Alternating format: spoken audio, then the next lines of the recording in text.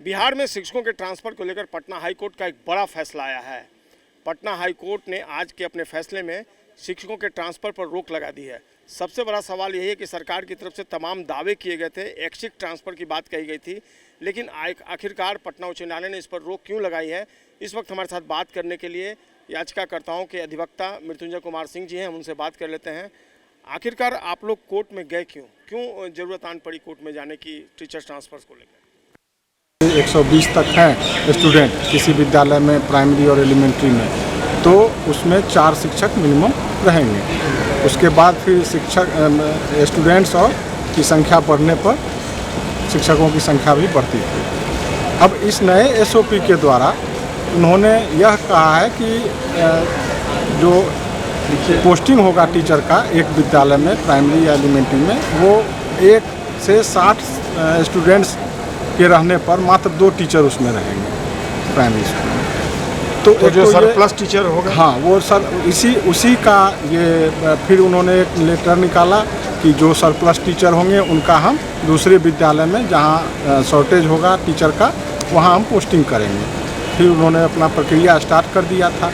अब उस प्रक्रिया में भी डिस्क्रिपेंसीज थे। उसमें जो 2 कंट्राडिक्टरी प्रोविज़न इन्होंने बनाया।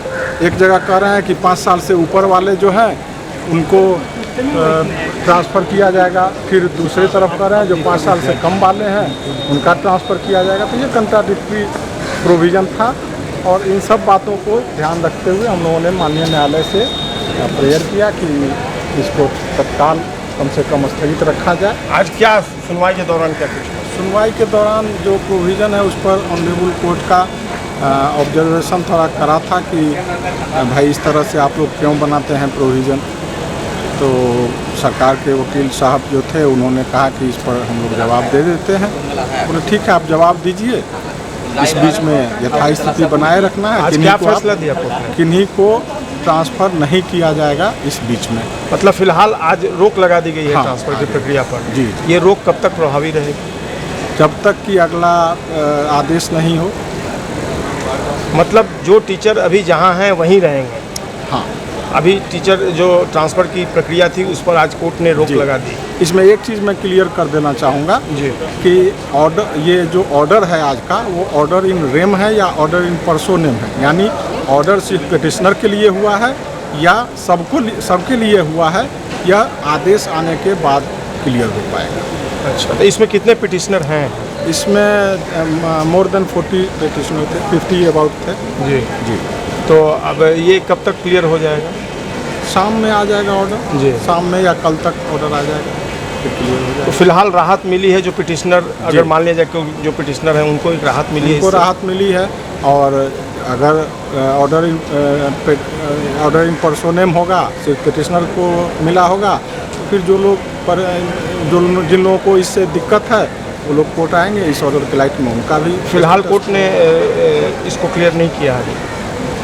सुनवाई के दौरान माननीय न्यायालय का भी इसमें कोई मंतव्य नहीं आया कि जो पिटिशनर है कि उनको राहत मिलेगी या जो नॉन पिटिशनर। उस पर कोर्ट में ओरल जो ऑर्डर हुआ है जी, उसमें बहुत क्लियर नहीं ऑर्डर हुआ था। इसलिए जब रिटन में ऑर्डर आ जाएगा, ऑर्डर जब प्रोनाउंस हो जाएगा, तभी वो क्लियर हो पाएगा ये ऑर्डर इन रेम है या ऑर्डर इन पर्सोनेम। मामले की अगली सुनवाई के लिए 4 सप्ताह के बाद रखने का ऑर्डर हुआ है। पूरा नाम क्या हुआ अपना? मृत्युंजय कुमार। मृत्युंजय कुमार, अधिवक्ता, पटना उच्च न्यायालय। फिलहाल इन्होंने कहा है कि जो कोर्ट का आदेश आया है वो पिटिशनर के लिए या नॉन पिटिशनर के लिए क्लियर हो जाएगा। लेकिन फिलहाल सबसे बड़ी खबर यही है कि शिक्षकों की ट्रांसफ़र जो प्रक्रिया थी उस पर पटना हाईकोर्ट का एक बड़ा आदेश आ गया है और फिलहाल जो ट्रांसफ़र की प्रक्रिया है उसमें स्टेटस को यानी यथास्थिति रखने का आदेश पटना उच्च न्यायालय की तरफ से आया है। कैमरा पर्सन कृष्णा के साथ संजय कुमार, कशिश न्यूज़, पटना।